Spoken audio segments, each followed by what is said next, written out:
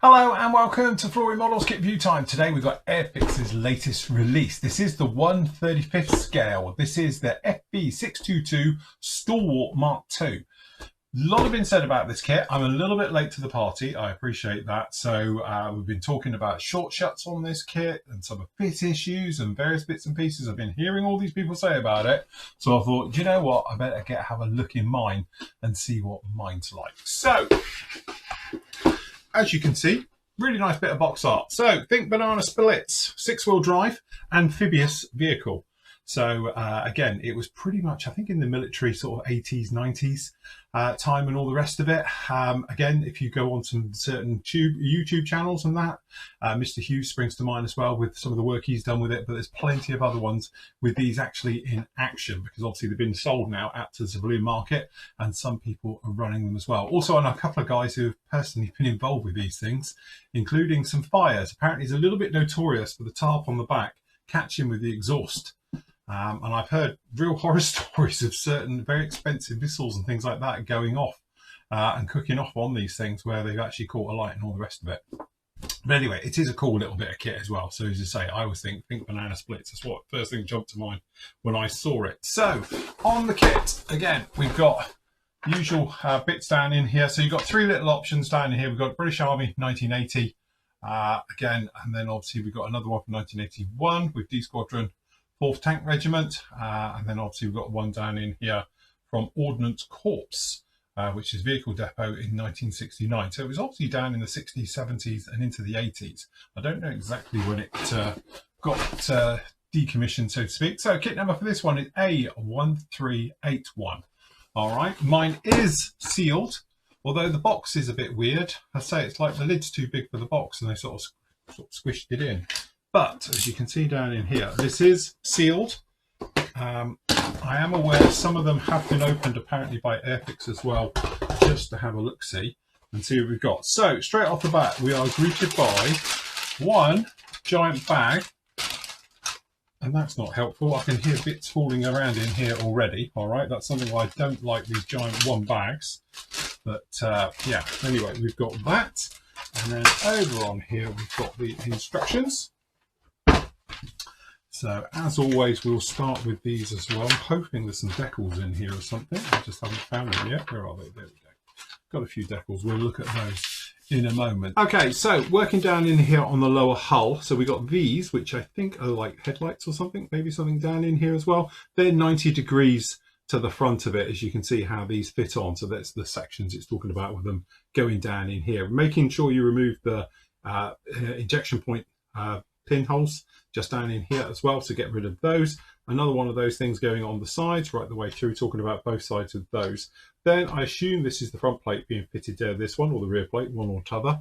Then we've got the seats being fitted down onto this one and going through. And again, you've got an option. You've got like a toolbox type thing going down in here with 2 seats, or you can have 3 seats across. We've got sort of handbrake and the usual gear levers. And then obviously the wheel is in the middle because obviously driver sits central on these things. All right. A few bits and pieces of some of the reservoirs for the hydraulics and the various bits and pieces, brake fluids and stuff like that, one would assume.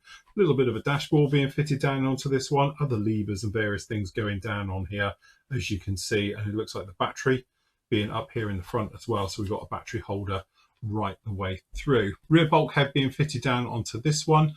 Looks like you've got the radiator behind you. Must get a bit toasty in there with that in there then.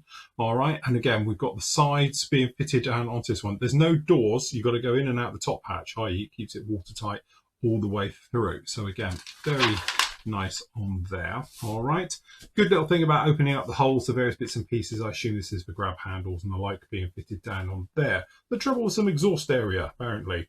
So we've got those being fitted down here at the back. So those are going to be fitted on. We've got the deck area, again, a couple of little ejection ports to take care of. Deck goes down, grille goes down on the top. We've got the various bits and pieces on here, making up the bed to the rear. And then obviously we've got some of the mechanics down in here for the suspension, right, being fitted down in here. We've got sort of 4s and 3s for the shocks right the way through on this one. Again, talking about these, about applying glue to the highlighted areas only, various things, so they are going to be slightly movable.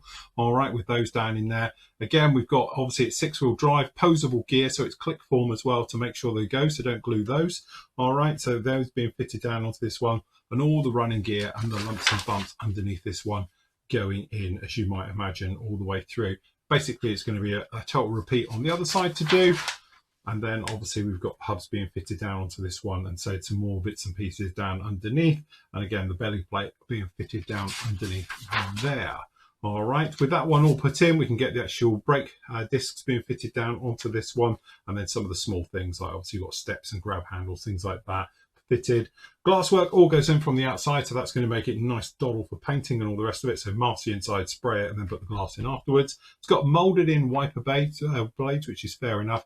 Got a choice down in here. I assume this is the antenna as well system. You've got like a bow plate up on here as well, I assume.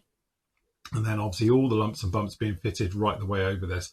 Got a couple of jerry cans fitted to the back, some tools, equipment, usual bits and pieces you might imagine. Then we've got the sort of bow plate on this one for the swimming position.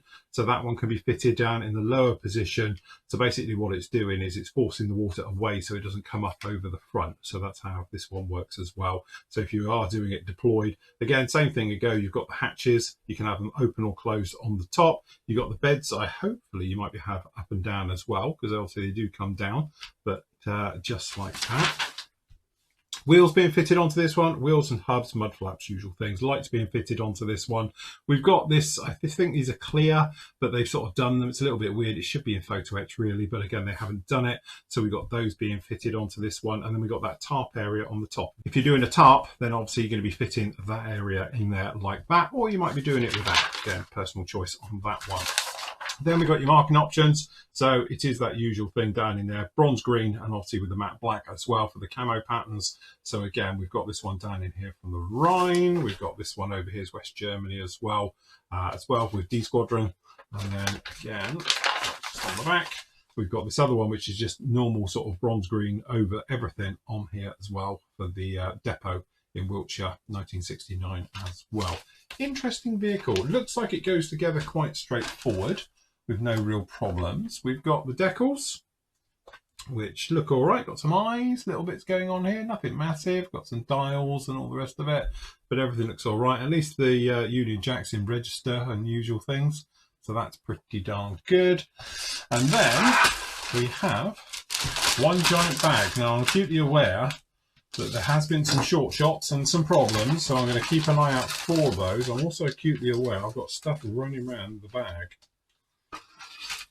So we're just going to look out for that, keep that bag flat. Clear part to look at in a moment. There we go, we have got some bits. Luckily, it only looks like two. I'll get them taped on properly. All right, so we start on the bottom. Some more of the interesting stuff down on here. So this is sprue A. So this is how it looks. Again, the plastic, it looks very plasticky, but don't be put off by that. It's actually just a very nice finish on this one. So generally looking around, first impressions look pretty good. Looks very nice and sharp and crisp and that. Straight off the bat, I can see little sink marks just down in the door here. You catch them in the light? There we go. We've got some sink marks in there, which is obviously caused by this on the back. That's what those are. But again, you'd easily say that's denting and various things on here. I'm not really worried about that. Looks all okay. We've got these down in here on the front. I thought it was over a little bit of over, flash, things like that, but actually it's the demisters, the way that they've done them on the inside of the glasswork. So again, which is quite nice because then your glass will stick into it. So that will actually work very, very well. That's that radiator system and all the rest of it. In the cab area, down the back, looking pretty nice. Again, it looks like, and if you catch it, hopefully you can see it in the light and it's not just me. If I angle it, there we go. You see what I'm talking about?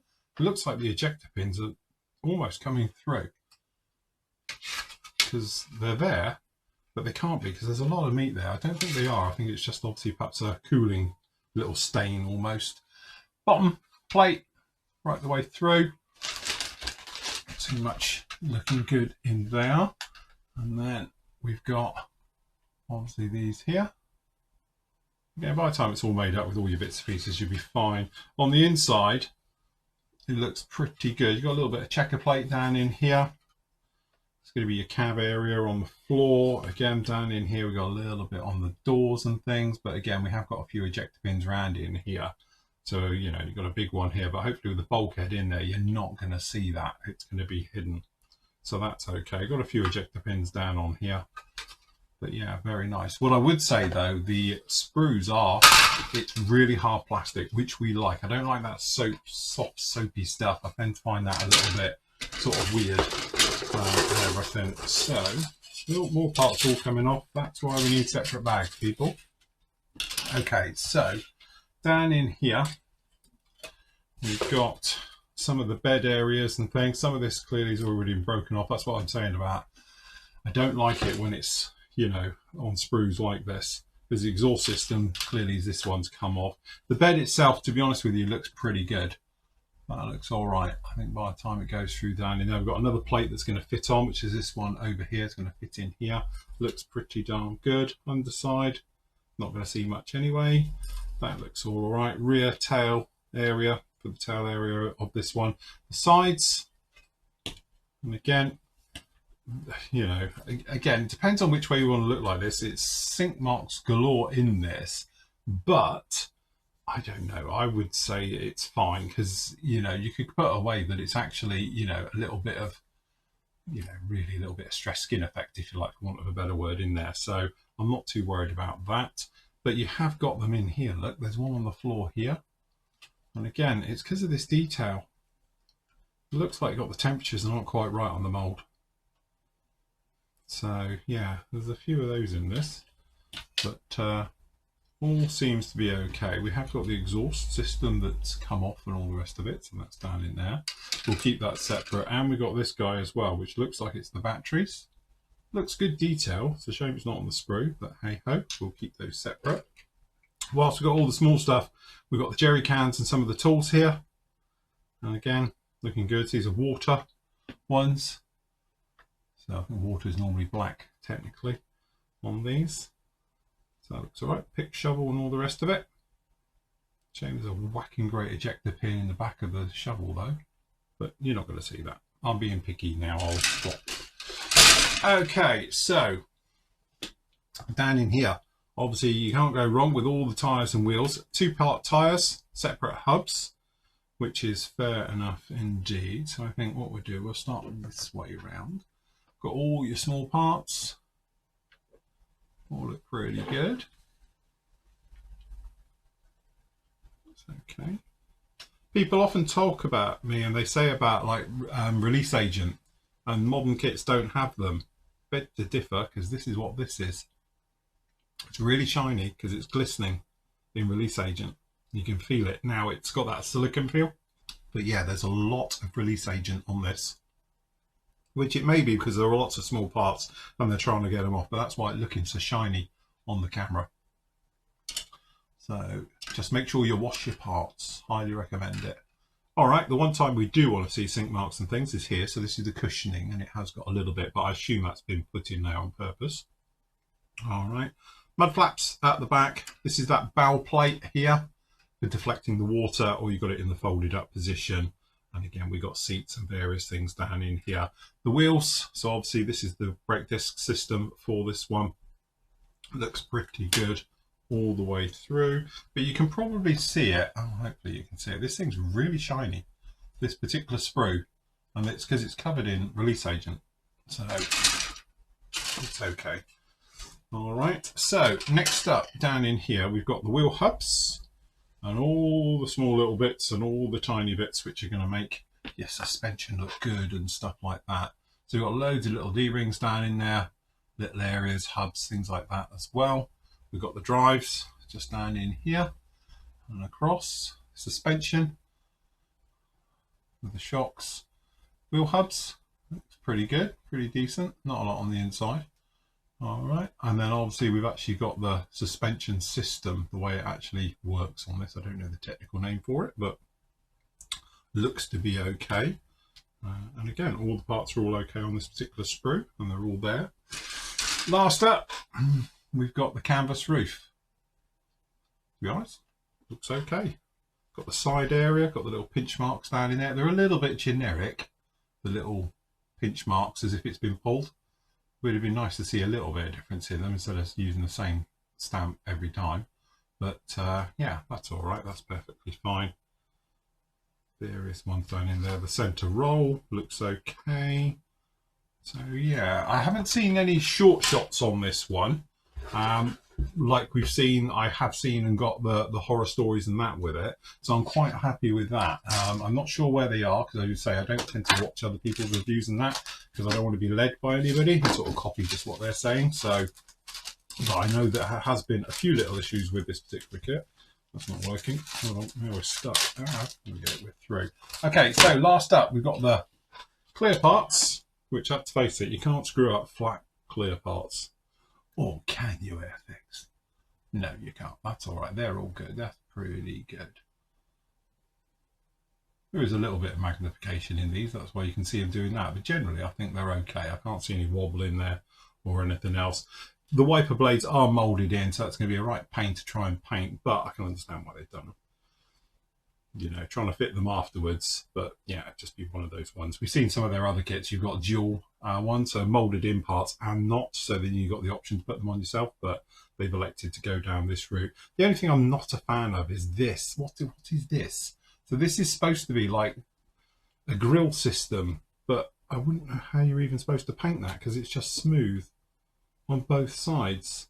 So I don't know how you would ever look like that's a grill. Unless I'm missing something massively here, but I'm pretty sure this should be like, yeah, best way would be photo etch. So honestly, I reckon scrub that. Just get a piece of mesh if you've got some very fine mesh and do it with that. Because these, I don't even know what you're supposed to do because I can't even feel a texture that you could sort of dry brush or anything else like that with it. So yeah, I must admit, not a fan of that at all. That just looks rubbish. But the rest of it is okay. So my honest opinion, I can't see what everyone's banging on about. I know there's been lots spoken about the quality control with Airfix and everything else. Maybe I've just got lucky. Maybe I didn't see it because obviously it's the first time I've seen this kit as well. And just doing a quick 20-minute review, I'm skimming through it as well. Maybe with a more detailed look. If I have missed it, point it out down in the comments down below. But I will just say one thing on this, because obviously flooring members, we've got like 3,500 members and all the rest of it. And it's one of those questions I've been asked about, like opinions on Airfix's quality control, because I know a lot of you have had problems with this particular kit, and that's why they've been waiting for me to do this to see if mine's got it. I can't see it. I haven't built it yet, but it seems to be okay. But a lot of people have said very interesting things, and I think one stands out amongst most. If you've just gone off and bought a new radio, you know, just imagine a radio, and you've paid 50, 60 pounds for it, yeah? And then you get it home and found out that perhaps the speaker area with the mesh over the front is dented, you'd take it back and expect it to be changed for one that's perfect because that's what you've paid for. So that, in my opinion, is the same really is with a kit. You've paid 40, 50 pounds for a kit, maybe 100 pounds on the big expensive ones. If there's a fault with that kit, you shouldn't be expected to make it right. Now, don't get me wrong, I'm a modeler and I have been lucky enough to do this as a full-time professional modeler now for over 25 years. And I get it. And I do it as well. So if I get something with a short shot, I can't be bothered to send it back. I will just fix it myself and we'll just move on because I haven't got the time to mess around and wait for replacement parts. That said, though, you as a consumer have every right to demand replacement parts or a refund or whatever it is on your kit if it is not to be fit as standard as you've got it. So if you have got a short shot on your kits, then it's definitely something where you should make a little bit of a shout about it. Now, I'm not saying go running off to your local hobby shop and all the rest of it, because he doesn't know. You know, he's just bought it in and he's selling it for you. But I would definitely get hold of Airfix and give them a bit of a kick up the bum, because what we need to do is get together and do it properly. Because the trouble with Airfix, and I have had conversations with them for the last 20 years, and they fob me off as much as they fob all of you off as well. Trust me, because they tell me all the time we're improving our quality control, we're putting different, you know, things in now that stop this happening, but it's happening more and more and more. And so the quality control, as far as I'm concerned, is very, very lacking, and they need to sort it out, especially when you're starting to charge top money for it. You're expecting a good product. But if you've just been down there and, as I say, and you've bought a, say, like a radio, say, and you paid 40 quid for it, if it's got a big scratch in it or a dent in it, that's not sort of fit for purpose. It's not what you've purchased. That should be no different to a model kit as well. So what I would say is get hold of them and say, look, I want the replacement parts with it, and I want them in a timely fashion and put it right.